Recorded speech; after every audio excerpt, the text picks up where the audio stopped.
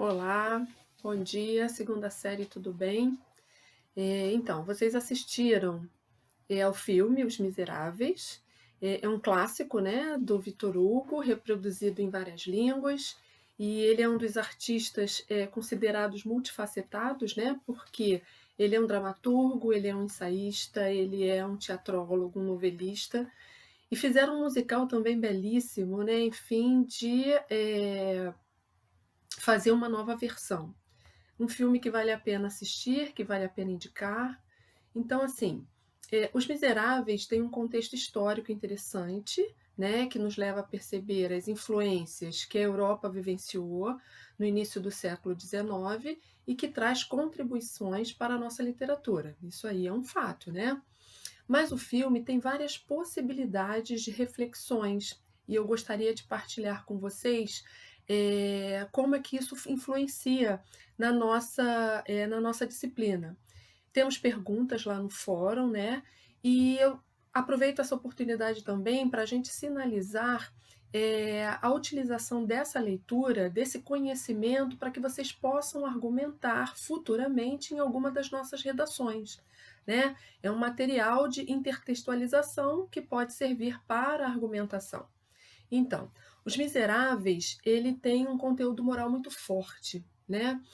Nós vimos cenas de miséria, sim, vimos cenas de miséria, mas eu acredito que o Victor Hugo, ele não quis falar sobre a miséria relacionada à ausência de bens materiais, né? E sim a miséria de valores.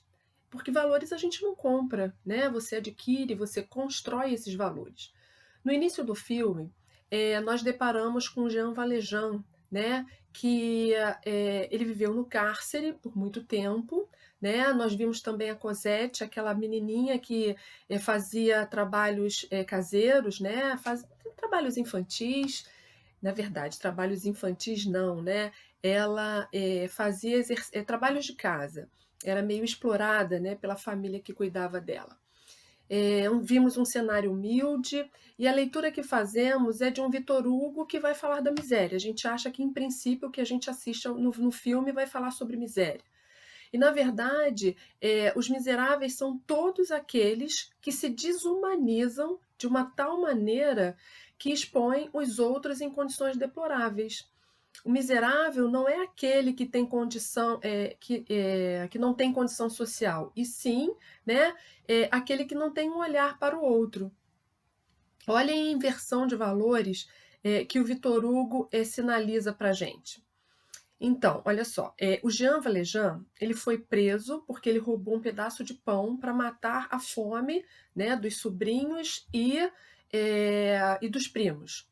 Passou por condições difíceis, tentou fugir da prisão por várias vezes, tanto que a prisão inicial dele seria de 5 anos, mas ele tentou fugir por várias vezes. Então, totalizou um acréscimo aí de 14 anos, além dos 5, né, finalizando aí com 19 anos de prisão. Então, assim, quando ele saiu da prisão, ele recebeu um papel de libertação, entre aspas, né? Porque nesse papel sinalizava que ele era um preso perigoso, né? E assim, era uma libertação entre aspas, porque na verdade ele estava marcado pela sociedade. Era o estar livre, mas não ser livre, não é isso? Então, assim, ao sair da prisão, o Jean, ele se mostra um homem embrutecido, sisudo, de mal com a vida, né? Rejeitado pelos lugares por onde ele passou, pelas casas onde ele tentou abrigo, e ele fica magoado com isso, né? Então, assim, no filme tem um momento em que ele passou o dia inteiro procurando um abrigo, comida e tudo, e ele já estava tentando se acomodar num banco da praça para dormir, quando uma senhorinha passa perto dele e fala: Você já bateu naquela casa? E a casa que a senhorinha tinha indicado era a igreja. E aí ele ficou assim meio desconfiado, mas ele foi, bateu lá na igreja e tudo, e o padre recebeu o Jean. Recebeu como se ele fosse um convidado ilustre. Pediu que ele entrasse, e o Jean, antes de entrar, falou assim: Mas eu sou uma pessoa perigosa. Aí o padre falou para ele assim: Mas pode entrar, eu te recebo. E aí ele foi recebido com todas as honras, ele sentou à mesa com o padre, ele jantou, ele foi servido com os melhores talheres, copos. O padre disponibilizou para ele um quarto, né, muito confortável, e ele achou aquilo tudo muito estranho, ele não estava acostumado a ser tratado como um ser humano, né? E aí, no meio da noite, resolve ir embora, só que antes de ir embora, ele roubou as pratarias da igreja, né? E saiu. O padre viu, sabia que ele tinha feito isso, e no início da manhã os policiais trouxeram o Jean para o padre e falou: Padre, esse homem roubou as suas pratarias. E o padre chegou para os policiais e falou assim: Não, ele não me roubou. Eu dei a ele esses talheres de prata. Inclusive, ele esqueceu, saiu correndo, esqueceu de levar os castiçais que também pertenciam a ele. E o Jean ficou meio perdido, porque ele falou: Nossa, eu não entendi. Ele não vai me acusar, ele não vai dizer que eu realmente roubei isso tudo, né? E aí, quando os policiais se afastaram, o padre chegou para ele e falou mais ou menos assim: Eu não compro a sua dignidade, a partir de agora eu compro a sua dignidade. Eu acredito que a partir de agora você consiga ser uma pessoa diferente, mais ou menos nesses termos. Então, assim, é, o antigo delinquente ele muda de identidade, né? E assim ele torna-se depois, né, um dono de fábrica. Ele se instala num local onde ninguém o conhece, né? Ninguém conhece o passado dele. E o Jean se torna uma pessoa extremamente caridosa, afetuosa com as pessoas daquele lugar. Ele tenta atender a todos da maneira que é possível, né? E assim, muito interessante essa transformação do Jean em função da fala do padre que o acolheu, né? Então, assim, quando você fecha a obra, você percebe que os mais miseráveis economicamente são aqueles que mais seriam invejáveis, porque são aqueles que dão exemplo de vida, né? Aí a gente percebe que a miséria que o Vitor Hugo está se referindo não é uma miséria de Estado, né? É uma miséria é, de valores. Né? O indivíduo, quando ele tem dentro de si intacta a condição humana, né, e valores morais, ele é capaz de se reerguer de qualquer adversidade. E foi isso que o Jean mostra a todo tempo. A intenção do Vitor Hugo era de devolver ao homem a fé no próprio homem, né, a condição tão desmerecida nos dias de hoje.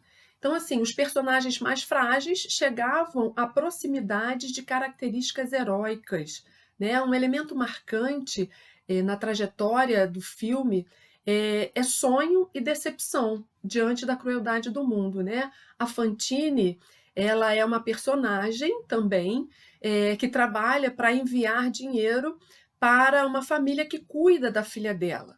Né? E sempre essa família manda informações dizendo que o dinheiro que ela mandou naquele mês não foi o suficiente. Alegavam que a menina comia demais, que gastava muito, enfim, ela nunca estava quite com o pagamento, né, da prestação de serviço que essa família fazia ao cuidar da filha dela. Então, assim, a Fantine ela perdeu o emprego, né, na fábrica, e ela ficou extremamente abalada, né? Quando ela vê que os sonhos dela estão se apagando, ela já está desesperada, não consegue mais mandar dinheiro para a família que cuida da filha dela. Ela simplesmente acha uma pessoa, né, que é o Jean, né, que vai ajudá-lo. Então, o próprio Jean e a Fantine, eles são personagens que se deparam a todo momento com desilusões. E eles estão sempre encontrando pessoas boas, né, que dão as mãos para que eles possam se reerguer. Eu acredito que Vitor Hugo, nesse momento, ele cria um paradoxo, né, de personagens que perdem a fé em tudo e, de repente, se depara com um ser humano capaz de acender a ilusão de dias melhores. Né? Essa, mais ou menos, a visão que a gente tem do filme. Vamos nos fixar um pouquinho num personagem muito importante dentro desse cenário, né, dos miseráveis. É o inspetor Javert. né? Ele representa a lei estabelecida na sociedade. Ele quer em todo momento, né, fazer com que o juízo dele esteja presente, né, os valores dele de ser um homem que vigora pelas leis. Então, assim, o inspetor Javert, ele é um homem que passa anos perseguindo Jean, querendo fazer com que Jean voltasse à cadeia por não acreditar que ele tivesse sido regenerado, né? E olha só, o inspetor Javert, ele por várias vezes teve a oportunidade de perceber o quanto as pessoas daquela cidade gostavam do Jean, né? De que maneira ele tratava, ele percebia o carinho, né, que as pessoas daquela cidade tinham para com ele, o respeito. Ele era uma pessoa extremamente íntegra, né? Nada do passado dele tinha sido revelado. E ele simplesmente era uma pessoa boa naquele momento, né? A partir do momento em que o padre fez aquela confiança nele, ele se transformou totalmente. E o Javert não acreditou que isso poderia ser possível. Então, ao longo do filme, o Jean, ele teve várias oportunidades, inclusive, de acabar com a vida do Javert. Foram várias situações em que o Javert esteve frente a frente, né, com o Jean. Ele podia matar o inspetor, mas ele não quis. Ele sempre deu um jeito de livrá-lo, né? E lá no finalzinho, a gente pode perceber que você ter poderes perante a lei, mas você está sozinho, né? Foi a oportunidade que o Jean teve de libertar. Então, o que, que acontece? Ao final do filme, o Javert toma uma atitude surpreendente, né? É numa cena onde o Jean decidiu se entregar. Ele já não aguentava mais correr, todas as vezes que ele tentava ser uma pessoa boa, o Javert descobria onde ele estava e tentava puni-lo de alguma maneira. E lá no final do filme, o Jean falou: pronto, agora eu vou me entregar e eu vou ver o que ele vai fazer de mim. E eles se encontraram numa cena onde aparecia apenas os dois, o Jean e o inspetor, né? E o Javert chegou e perguntou para ele: por que você não me matou em função das várias vezes que você teve a oportunidade de fazer isso? Aí o Jean olhou para ele e falou assim: porque eu não quis, né? E aí nesse momento, o Jean, ele toma uma atitude, que eu não vou contar o final para vocês, quem vai ver é vocês. É um final assim extremamente surpreendente, muito, muito interessante. Mas o Javert, na verdade, ele é obrigado a reconhecer que as suas expectativas sobre o ser humano estavam totalmente erradas. Por isso que ele tomou a atitude que ele tomou no final. Então, assim, alguns estudiosos consideram o Javert como um vilão. Eu não considero o Javert um vilão. Eu vejo o Javert como um miserável, né? Porque ele assume uma postura impiedosa, rigorosa, sem a possibilidade de avaliar que as pessoas podem se modificar e se modificar para melhor, né? E aí eu quero saber a opinião de vocês em relação a isso. O que vocês acham qual é a postura do Javert em relação a isso? Eu tenho alguns questionamentos para vocês lá no fórum, né? Nós vamos estudar essas possibilidades. E, ao mesmo tempo, o que eu quero armazenar com vocês é esse conhecimento para que vocês possam utilizar em futuras redações, fazer uma citação, fazer uma referência a Victor Hugo, que é sempre muito bom. Então, eu finalizo esse vídeo por aqui, deixo as nossas perguntas lá no fórum, espero a participação de vocês e a gente vai trabalhando aos pouquinhos, tá? Um abraço, uma boa semana para vocês.